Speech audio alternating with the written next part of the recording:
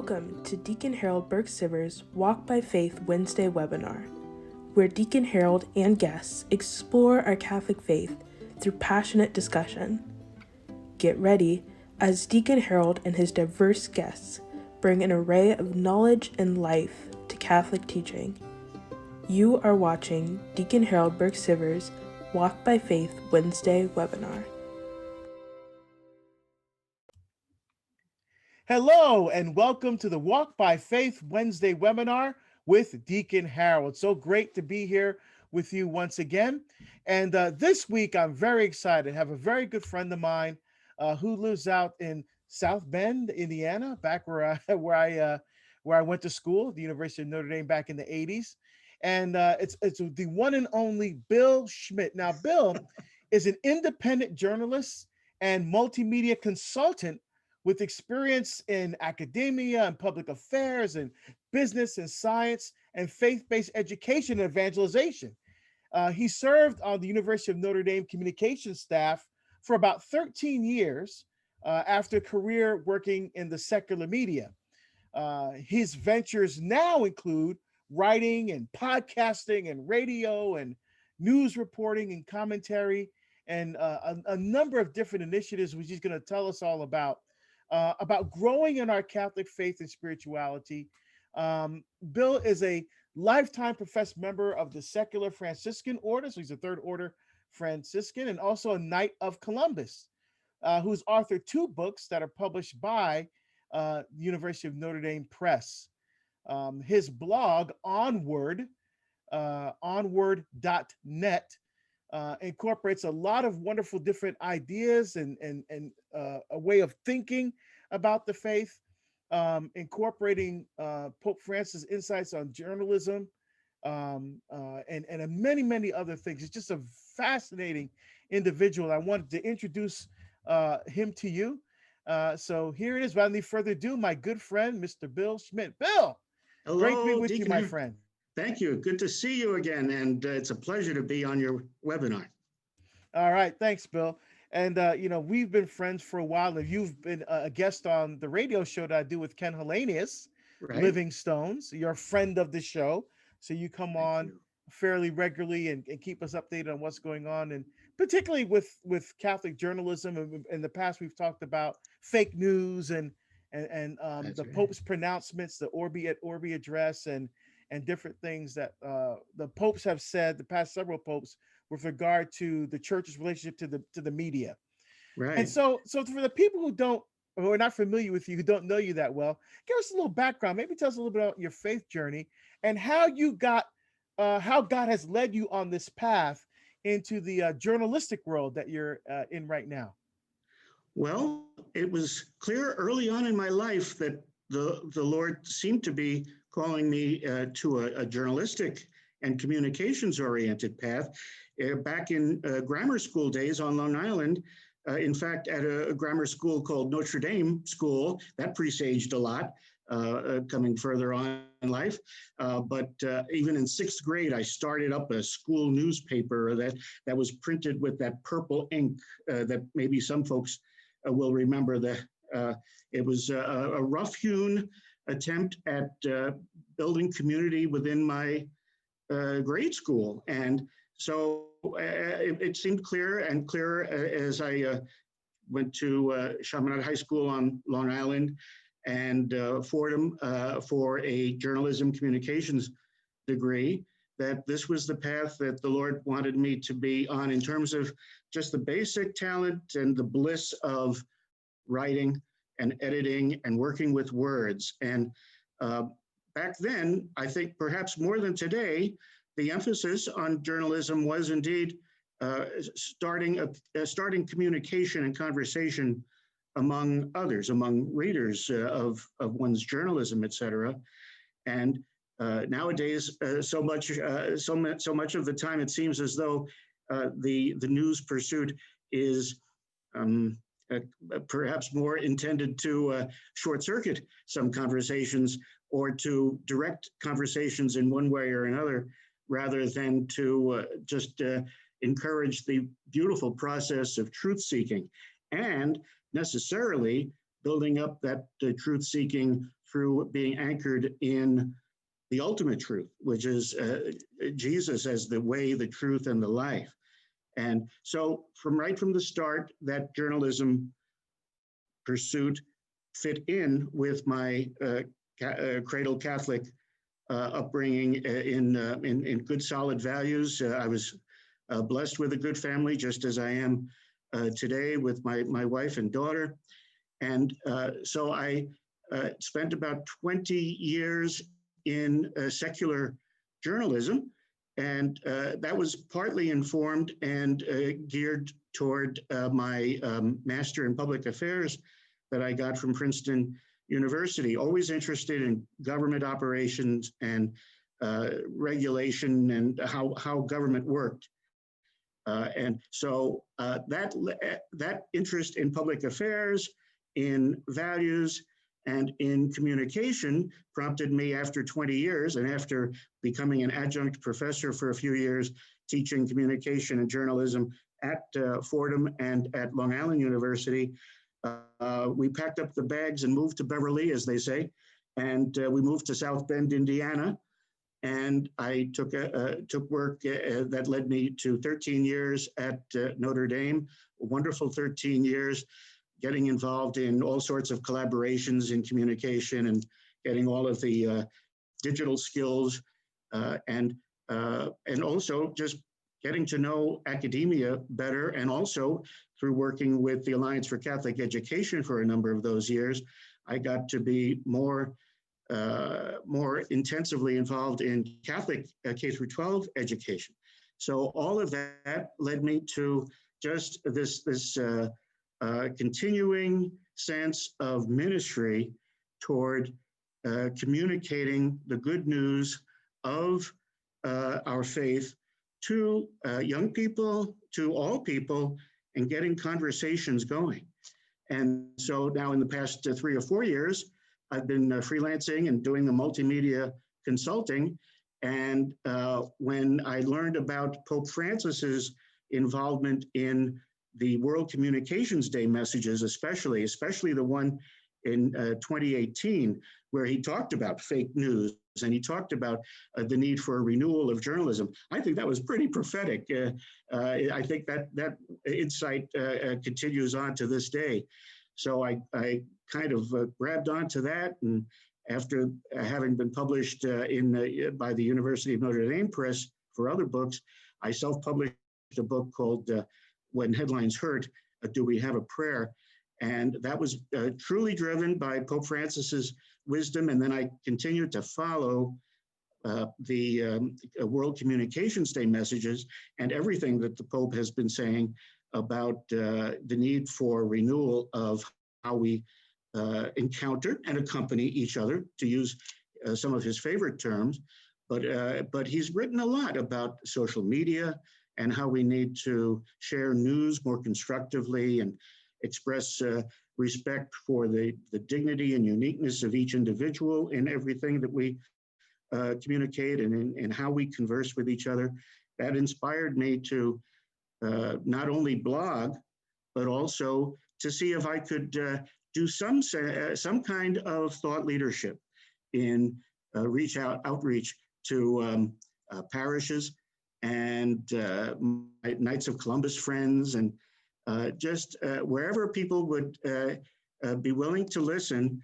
I wanted to share my love of communication and words and journalism in particular, but mostly just our necessary buildup of community to share Catholic values and to kind of wonder aloud and to start conversations about how can we as Catholics especially encourage that. And the urgency of that mission just seems to be growing and growing, and I'm hoping that I can continue to play a role along those lines. Well, I totally agree with you, and you definitely are. Thank you. So to dive into some of these topics, there's a couple of things I want to ask you about and get your take on. One of them is the communications by the Holy See, by the Yes. Vatican. Now, we saw during the papacy of John Paul II, because that's the earliest pope that I can remember growing up as a kid, it's John Paul II. Right. He wrote a lot. He had 2 doctoral degrees, one in philosophy, one in theology. A lot of his work is quite dense, but also quite beautiful as well. And I know for myself, having reread a lot of John Paul II's, particularly his encyclicals. He wrote apostolic letters and motu proprios and a bunch of other things. But I Right. mean, particularly focusing on his encyclicals, and I find them to be as powerful and as enriching, as beautiful as they were when they were first promulgated, and maybe even more so now. And we also saw a pretty good effective communication and very clear communication with Pope Benedict XVI. You Yes. know, and with Pope Francis, it's very interesting. It's kind of a mixed bag. In Yes. other words, he's been saying a lot of great things, as you've been mentioning, about communication, the communication world, and the media. Um, but at the same time, his own statements has been confusing to people. Yes. To me and a number of other people. What did he mean? What did he not mean? Right. What did he said this? What did he not say? I mean, it's very confusing, and we're in a time where we're on the downside of this pandemic that last year 2020 just disastrous with regard to that. Yes. But so what how do you think that the Pope can maybe be more effective communicating, um this particular Pope, I'm saying, be a more effective communicator? Does he need a person maybe kind of reading his stuff first, because he likes to talk off the cuff too? Yes. He does these Yeah. interviews and they're not scripted, or they're he's not much thought ahead of time. So how do you think maybe some of that can be evened out, if you will? Yeah. Well, that's one thing that I did learn doing public relations and media relations for Notre Dame and for other clients more recently, that yes, there has to be some pre-thought and some careful strategic planning, and strategic in the best sense. It's strategic for the sake of effectiveness and accessibility, et cetera. I think I would certainly champion that kind of public relations forethought in the case of Vatican communications, because people are looking for clarity. I think the Pope's intent is good, because just as he has said, he wants a church that is messy, and he means that in the very best sense. He also, I think, he's implying to us that he wants communication that is messy, or at least, as you say, kind of spontaneous, leaving room for some new thoughts to emerge, or questions to emerge. And I think questions are very important. And within the Catholic Church, and even in our relationships from a distance, but not so much from a distance, with our Holy Father, there's room for questions and answers, and I like that about the Pope. So it's a tough middle ground to pursue, both the forethought and the aim for clarity, but also the eagerness to start conversations, to be inclusive in the sense that we as Catholics and the Church as the Church can be at the table for conversations, wide-ranging, inclusive conversations on a number of different subjects. I guess when we talk about inclusive and diverse conversations, we have to always add the footnote that we can't be easily dissuaded from the truths that we hold, or else our participation at that table of conversation is meaningless and fruitless. So yes, we need to bring the truth robustly to the tables of conversation. And hence, yes, it helps for all of our teachers in the Church to be somewhat pre-planned and well thought out in how they present the truths so that they're accessible to folks of all generations. We have to get better at catechetics and all kinds of communications about the faith. And we have to get better at asking questions and doing what Paul in the epistles said, namely, in some sense, to be all things to all people, to always open some kind of door for interlinkage of thoughts, but at the same time, to be very clear on where we're coming from and where we hope through truth and charity to help the world head from here through some very difficult waters that we're kind of tossed and turned in now. Yeah, that's a great point. I mean, for me, I'm a very straightforward thinker, as my wife will tell you. I'm not much into the mess, into the nuance. I just, and so the communication style of Pope Francis. I didn't mean to sound overly critical, but the communication style is one I'm not used to. Right. I'm used to a very clear, and especially with so much confusion in the world today. Everything from abortion to the transgender to all these other things. The church, I think, needs to speak with a clarity and a Yes. confidence and an assuredness. And I think, but I never thought about it the way you put it. Pope Francis's way of doing is kind of making a mess in it, and because that mess opens up a way of people talking about things, Yes. and dialoguing in a way that maybe they would not have done so before. So I didn't Right. have to think of it that way. So that's a good way to put it. Yes, and the natural tendency of people away from messiness. There's a lot of wisdom in that pursuit of clarity, and just placing some limits on the messiness. But I think one thing we're learning, especially what we saw in 2020, was that if we pull too far away from the messiness of conversation in the secular world, then we're going to oversimplify our communications and tend toward the kinds of ills that the Pope himself has seen in social media and in journalism, et cetera. Kind of just the oversimplification, the labeling of people and of ideas, not really recognizing the unique things that every individual through their dignity can bring to the table.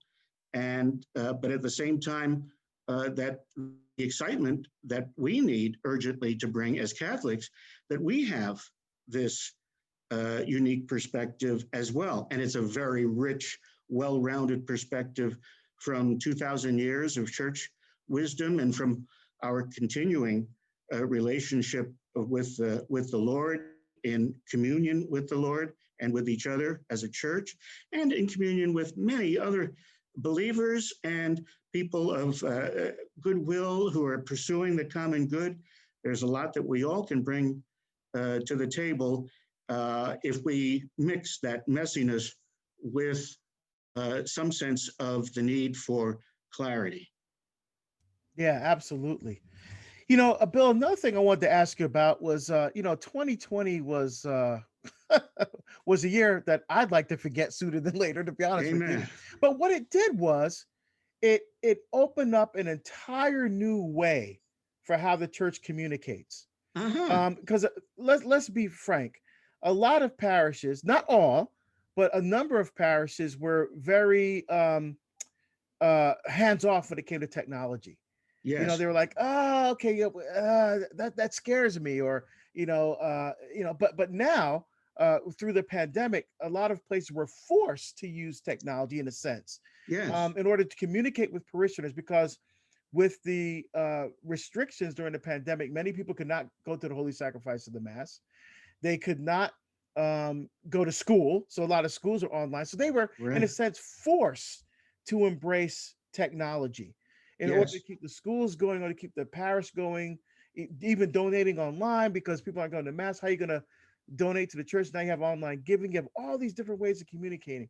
And so now as churches begin to open again and people begin to come back, there's two things I want to ask you about. First of all, how do we get people to come back? Because we don't want to be so reliant on technology that we lose that personal interaction, because we are an incarnational church. The word became flesh and didn't text us. The word became flesh and dwelt among us. Yeah.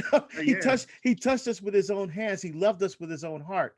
So the first part of my question is, how do you think we can get people to actually come back to the church and back to the pews? Because we're creatures of habit. We've been so Uh, for yes. 9, 10 months, almost a year now, people haven't been going to church, and now magically we expect them to come back to church. I don't think that's going to happen as as soon as people think. That's the first piece. And the second piece is, what's the most effective way that parishes can use the technology that they've now embraced moving forward? Those are great questions. Yeah. Well, I think we need first of all the ability of the internet to bring us together and be as broad-minded and as winsome and as personalistic as it can be at a time when so much about our experience with the internet is kind of commercialized and prefabricated and built on exclusion rather than inclusion. So we have to show the best of ourselves through the internet. And a lot of these outreaches by parishes and by all sorts of Catholic organizations, they really are wonderful because they are reaching broader and new audiences. And we need, in this ocean, this fire hose of information that the internet represents, we have to be saying something and showing something that's distinct somehow from a lot of the other information and data that's out there. And that would, I think that's basically summed up by the fruits and gifts of the Holy Spirit. Everything from our joyfulness, which hopefully comes through in Zoom meetings and through webinars and all of that, joy and a sense that we're rooted in something, and that we're rooted in something really big and not just narrow. So many of the meetings that are online necessarily are themed to be very narrow in intent. But perhaps the Catholic involvement can be an expression of the philosophical lessons we learned from Pope John Paul and the theological lessons we learned from Pope Benedict, and to see that that there's so much there, and that there's a lot, that it's rewarding to be asking questions on a grand scale, to be thinking existential thoughts and eternal, transcendent appreciations of things. That kind of thing, a lot of the rest of the internet, written and visual, is not catching on to. It's more or less a rote thing. But through meetings that express the church's sense of community, like your webinars, and through certainly the sacramental outreach of the masses and homilies, and some amazing communication is going on there. That's broad and hits people where they really are, even though our culture does not encourage us to admit that we're thinking these deep thoughts, or that we're having these deep longings, because truly, we have a God-sized hole in our hearts that's waiting to be filled up. But so many people and so much of our media are inclined now toward this idea that, well, God is kind of a secondary consideration, and we all have to be our own God, and we all have to figure out our own truth. If we, through the internet, can express that, hey, there's big, bold, beautiful thoughts of truth out there that have the proven staying power, a proven global reach, as well as a proven local impact throughout the world, people might catch on, enjoy what we're offering online, and say, well, there's this Catholic church down the road, and I heard some good things from this church I saw on the internet. Maybe I'll give them a try. And that gets to your second question. One thing that has occurred to me as I've watched the local scene, which I think is so important for communication and journalism, et cetera, truly in the spirit of subsidiarity. In the past, each parish, for instance, South Bend, is blessed with a multitude of parishes. But in the past, each parish tended to do its own programming and just announce to its own parishioners, hey, we're going to have a speaker on this, or we're going to have an event on that. Now, you're right, we're forced into a technology that not only reaches out to our own parishioners, but to everybody. And if we can expand that idea that we're all one big happy family aspiring to be happier and bigger, we can actually draw more people in, and we can be more creative and productive. It would be wonderful to have pastors perhaps even meeting in a local community or something, maybe organizing different things that each parish can do online according to its own strengths and particular personality and charisms, and then invite everybody to enjoy everybody's work and everybody's communication. So maybe, hopefully that would be one way to expand our outreach. No, I totally agree with you. Because there's two ways I think that parishes have been using the technology. One is, for example, the regular meetings like parish council Yes. or Bible study. Like I'm doing my RCIA, and I haven't done RCIA in my parish for years because I've been traveling so much. Right. I haven't been there. But now that that I've been around, Father asked me to jump in to do RCIA again, which I actually been enjoying doing. It's been a while, so it's good. It's good to get back in the saddle again. But doing it Right. online and still being able to reach people, and even some people, for example, we've been streaming mass, and this has been the experience of many parishes. They're streaming mass online, and when the pastors take a look at who's watching the stream, there's people on there who haven't been to Yes. church in years, who are but this is reaching them. And so that there is something positive. In fact, I've heard many pastors say that even when the pandemic is over and churches are open again, that they're still going to continue the streaming. When the bishops lift the well, I can't think of the word, the stay they have, that allows people not to go to dispensation. Right. When the dispensation is lifted and people are able to come back, they're still going to be streaming because it is reaching a group of people.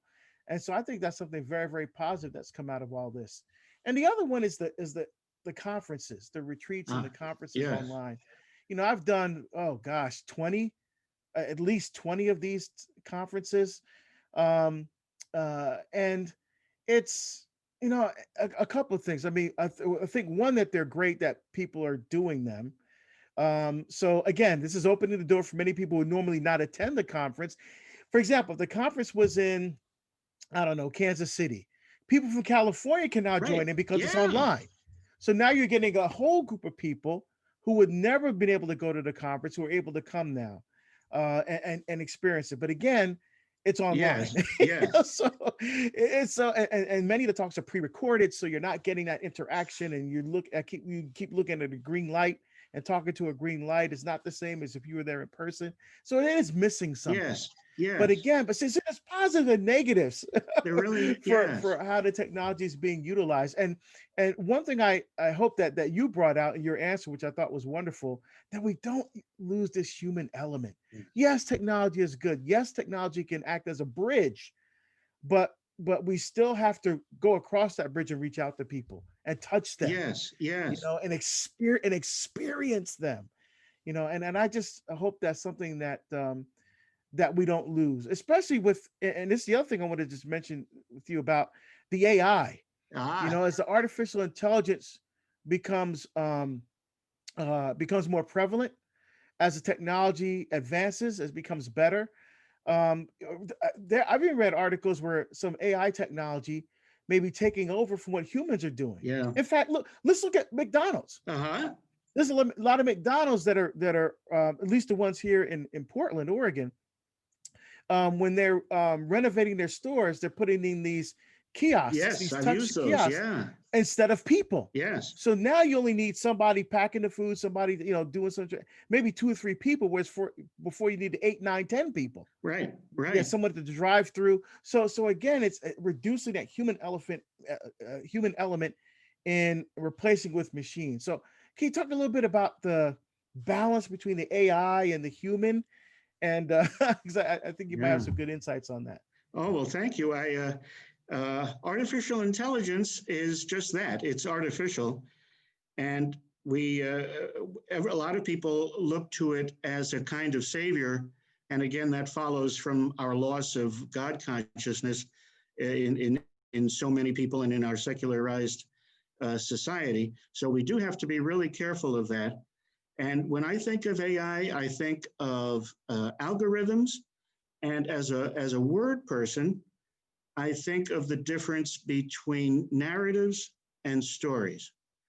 Um, Narratives, as I understand it, I think more perhaps in the marketing world, a narrative is a kind of pre-established story, and kind of a binary: if this, then this, and everything is kind of pre-programmed.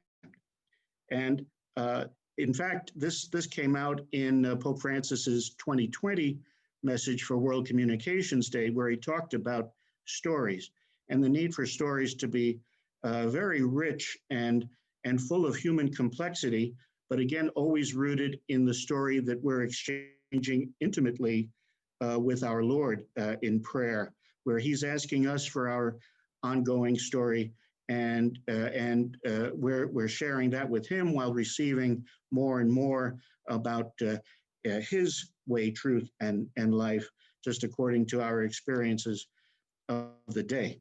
So I want stories, not narratives, and I want that free flow of information more than I want the algorithms that are largely, commercially motivated, and everybody's looking for that very simple, automatic answer that AI kind of represents symbolically. Again, while it has definite amazing uses, I'm sure, it's not something that we can look to as our savior, or something that should be melded with human nature, because human nature is much more complex, and it's ensouled in ways that artificial intelligence can never even hope to match. So yeah, I think AI is one of the many things that in 2021 and beyond, Catholics are going to have to be more urgently and more in a more informed way. We're going to have to be at the table of conversation about how we're letting AI progress, and maybe in some ways that are very helpful, and in some ways that can be destructive of human dignity and human complexity, and disempowering to us, just much of it will be empowering to us. Yeah, that's a great answer. Because when I think of AI technology, what's the first thing that comes to my mind is when I was a kid, right? The $6 million man, right? And the Yeah. bionic woman, this incorporation of this artificial technology into Right. humanity. And we're seeing some of that with AI. But most of it is yeah, the melding of the human with the machine, but also the replacement of the human with the machine. So there are people designing, like maids and even drivers for cars, driverless Right. cars, and all these kinds of Right. things. There was that movie, what, Her, right, where the guy falls in love with Oh, with AI tech. Siri or something. Yes. Yeah, with a kind of a Siri that and Yeah. like a hologram Alexa. Siri Yeah. thing, and he falls in love. It's like, yikes, man. Yeah, Really? we're Yeah. literally losing ourselves here. Um, Yes. and Yes. I just want to ask you another question on the same vein. I was during the between Christmas and New Year's, I like to binge watch something. And Right. so I was binge watching Little House on the Prairie. I love that show, by the way. Wow. I am Oh, not yeah. embarrassed or ashamed to say that, by the way, because I Right love that on. show. Wholesome television. And it was very interesting because when I went on Facebook, I was starting to see these ads for purchasing the series Little House on the Prairie. I'm like, wait a minute, how did they know I Right. was watching this series? So it's Right. scary what's Yes. happening. Your shopping habits, your viewing habits, your buying habits are all being melded and incorporated in social media. So could you Yes. talk me? Is that something we should be afraid of, or what's your take on all that? Yeah. Well, uh, they say that whenever any kind of internet service welcomes you to be a member for free, realize that its prime interest is not to provide other products to you. Uh, in fact, you are the product. You are the product being sold to advertisers, et cetera. And when human beings are being commercialized like that, we have to be careful. It's okay, I suppose, to surrender certain aspects of privacy for convenience, et cetera.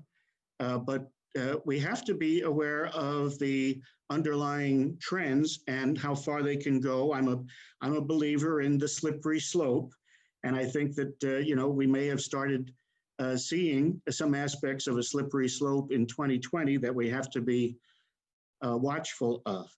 And so, yeah, I'm a bit concerned about the social media and how reliant we can become on it. And again, ultimately, like so many things, the responsibility for that, in some ways, we can push that responsibility off through, either lawsuits or regulatory efforts, or just using a bully pulpit to restrain the extremes. But ultimately, it falls on us to live and to model a life that combines properly a sense of privacy, where we're retaining our own dignity and respecting other people's dignity as deep human beings who are going through their own interaction with the Lord. So combine that with some sense of some community effort that maybe there is power in the scalability of all of this, and the more people get involved in something, the more effective the service can be. But we can't be wooed by that too much. It's really kind of a new application of the classic principle of subsidiarity and solidarity, where ultimately it's up to us at the local level to respect privacy and celebrate uniqueness, and not to be not to be carried away by the promise of convenience and material benefits that ultimately can lead us down a negative road. Yeah, excellent. I just want to ask you also about our youth and young adults. Even before COVID and the pandemic, there's a disconnect I've seen in a lot of young people between their faith and their everyday lived experience. That when they go to mass, like, what, mass is boring. Why am I here? And there's no sense of connection between what happens at the holy sacrifice of the mass, for example, and the everyday lived experience. Yes. And so what and I don't think technology is can be a tool, but I don't think it's necessarily the key. But what do you think is the key as from a communication perspective? How can we communicate better with this generation to help them? Not that we can force it on them or make them learn or just memorize this bunch of stuff and then you'll be a good Catholic. No, no, no. It can't be just rote. But how can we communicate to them the beauty and richness of the faith that they want to take and incorporate into their lived experience to fight against the forces of this culture instead of acquiescing to everything the culture has to say? Yes, yeah. Pope Francis addressed some of that in the 2019 message for World Communications Day. I happen to have just been an avid reader of those. I don't pretend to be an expert on all of that. And it's interesting that throughout 2019, Pope Francis talked about his concerns for the young people and the effects on young people of social media and what he called a digital culture. And it's a distinct culture of short attention spans, easy reliance on artificial entertainment, artificial realities, and more or less kind of blocking out anything in the real world that's disturbing to us, etc. And so, yeah, it's almost like a protection that we're not meant to really have as human beings. A protection from society and community and reality and truth and trust in human interactions. No, that's a dangerous path to follow. So the Pope, I think that in one of his messages, I think it was for the Holy Family Sunday 2019. He said, "Okay, before I give this homily or whatever, my first message is to the young people: put down your cell phones, please, right now." And in other words, it's not you can't multitask your way into heaven, and you can't multitask your way into society, and we need to have a focused attention. And I think that ultimately young people are going to experience that more as there are more challenges kind of revealed to us. You know, how we've been kicking the can down the road in terms of so many policies and all. Policies that young people really do care about, everything from the environment to justice issues to how we relate with each other and how we're going to solve problems that are going to be dogging them and all of us for years to come.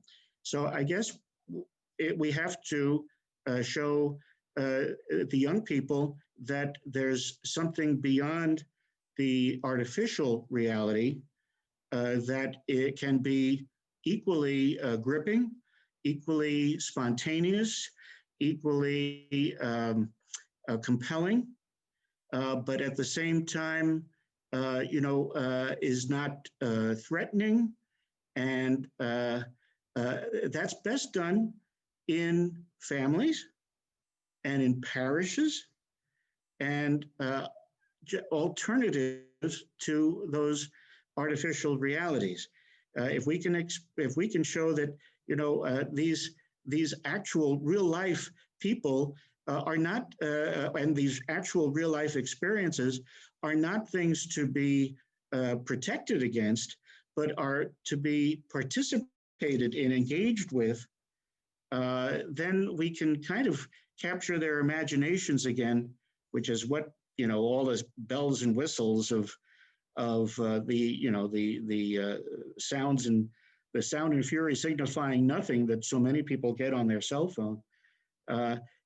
If they could see that, wow, real life and engagement in today's issues is something that's both doable and enjoyable because I'm doing it in community and in communion with people of people of similar values, and especially through the church. Then I think we have a chance at replacing artificial reality with shared truth again. And if we start talking in terms of shared truths again, then we reestablish trust in each other, and then again in our institutions. It's that lack of sense of overarching truth and trust that's driving so many people toward artificial realities. And if we can say, no, there's something really good here in the real world, and something very important for us to do on mission in a sense of missionary discipleship, then they'll find it compelling. But then, of course, when they come to church looking for help on that, or come to any of our communities, we have to be ready to welcome them. Part of that is the storytelling that Pope Francis and others talk about, where we tell them our stories. And those are stories that can't be told through artificial reality. Most of the artificial reality stories are video games where everything about history and everything about empowerment of the individual is about destruction. The war games and the shoot 'em ups and the crash ups and all of that video games represent so often. If they can find that same sense of teamwork and individual empowerment by hearing the stories of real life people shared genuinely, just wanting to share their experience of the Lord and their experience of real life hope and faith that points toward a brighter future, maybe we can slowly but surely nudge them away from those distractions of the internet and artificial reality. Oh, excellent, excellent. Well said. Thank you. So Bill, how can until we get together again next time, down the road, a couple things. First of all, what do you think that is going to be the issue for 2021 when it comes to communications? What do you think? What are you going to keeping your finger on the pulse of as we begin this new year? Well, first and foremost, from a practical perspective, I'm most interested in being a good adjunct professor here at Holy Cross College for writing and my writing and rhetoric courses that I'm scheduled to teach for a third consecutive semester, thank God. And I always try to include, and am encouraged at Holy Cross College to include not only prayer and the papal messages like World Communications Day, encouraging virtuous communication, but just the purposeful nature of communication. And so that, it doesn't just seem to be yet another year of drift and of disappointment and need to retreat into our safe spaces and everything. I can see in my students that desperate need to communicate and converse and get to the truth of things. But I also see in classes that they've become a bit fearful of actual encounters with people with other opinions. And, it's too much of a hassle. It's too risky. You want to be friends with everybody and all of that. But we need to I'd like to try to salvage that natural human instinct for conversation and community and sharing of the news. So many of my students say that they don't really follow any particular news organizations or anything like that in a systematic way. Their reach for news is a little bit more random or spontaneous or Twitter driven or probably other social media that I'm not even familiar with too much. So I'd like them to get more focused on the purposeful search for truth, and hopefully asking good questions. Of course, that's the Socratic principle of being a good educator, and I think Catholic education, K through 12 and into college and graduate school, if that thrust for asking good questions, perceiving the mystery and the messiness and the wonderment of everything that human beings can come up with for a thought-provoking conversation and the common search for truth. If we can point that out to people, and I'd like to do it through communication, thought leadership efforts at the parish level and in presentations to other people, in groups, please God, in actual live real groups. That would be nice in 2021.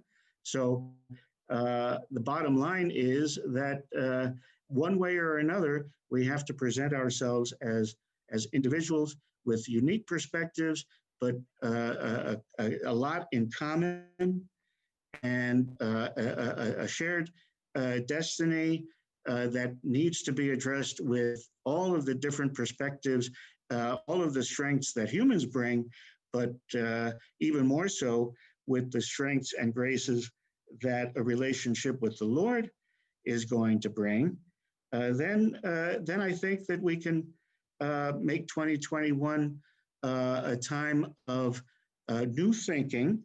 Obviously, more secularized folks are ready and raring to go with new thinking in forms that they call the new normal or the Great Reset or things like that. And they've got their blueprints. And I don't mean to condemn any of that out of hand, because there may be some real elements of progress in that if we start addressing some of the real problems about which we've kicked the can down the road too much.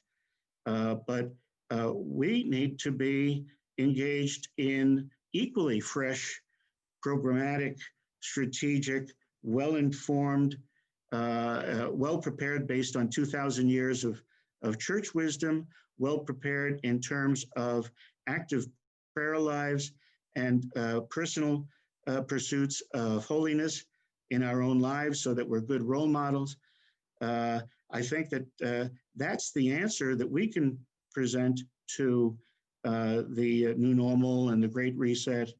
And hopefully the dialogue will be the theme of 2021, and a dialogue that's not as burdened by the polarization and the violence and the oversimplification of people and of platforms and all of that really came up very dismayingly in 2020. So yes, let 2020 and 2021 be a real turning point. That would be my goal, and that's something I would hope to do in any thought leadership conversations I can participate in, both in the classroom and in any other settings where I can be of service. But ultimately, we have to let the Lord decide, how we're to be of service. And that's the other thing about, our experience. And I know that you've gone through this, and so many folks who are evangelizing and on mission. We're kind of just humbly called to every day be receptive to the Lord and say, okay, we don't have the boss to report to in our workplace so much anymore. So we have to consciously make the Lord our boss, and in a sense, every day, go into the virtual or the creative boss's office, namely the Lord, through prayer, and say, "Okay, boss, what do you want me to do today? Yeah, there must be something. Is there something new I can do, or is there a project I can undertake?"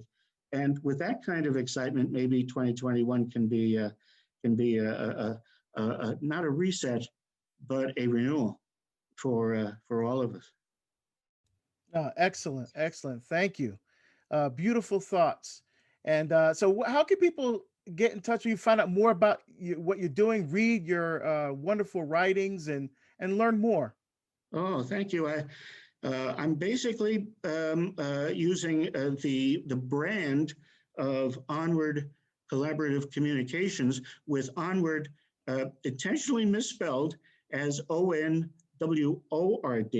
only because I love being a wordsmith and love using words in multimedia communication. And I've come to see how important words are, because they can be both empowering and toxic, unfortunately.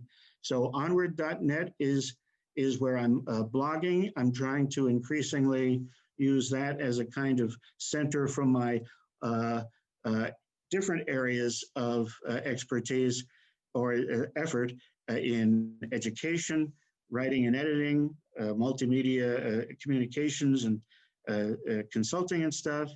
And then even my music, which I think is another part of sharing joy, sharing Christian joy with other people and building community that way. All of that I'm trying to condense both in my Facebook page. You can just Google Bill Schmitt for the Facebook presence. And the LinkedIn presence is a great place to see the accomplishments that I've been up to or striving for on an ongoing basis. And they do include some podcasting and some freelancing and things. And then mostly the onward.net, where I would love to make it less about me and more about the communication and the conversations that hopefully I'll be playing a growing part in stirring through outreach to other people. And that I know that folks like you are constantly encouraging and informing and stirring up amongst the people of God.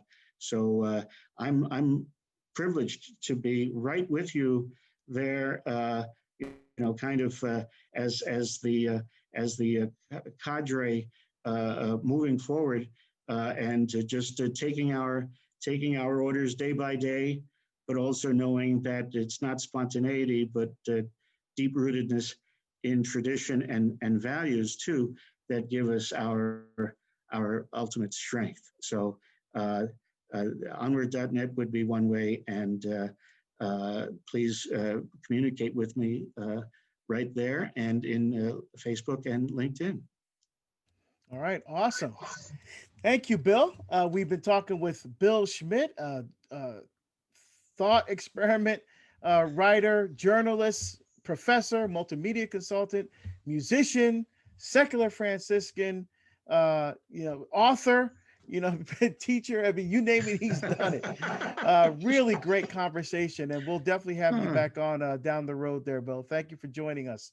Oh, thank you very much, Deacon. God bless you and all of your work, which is also a wonderful array of blessed things, blessings that you've received and that you're sharing with so many other people. Thank you so much, Bill. Appreciate it. And thank you for watching Walk by Faith Wednesday webinars with Deacon Harold. And until next time, take care and God bless you. Thank you for watching Deacon Harold's Walk by Faith Wednesday webinar. Tune in next Wednesday at 11 a.m. Pacific Standard Time for more.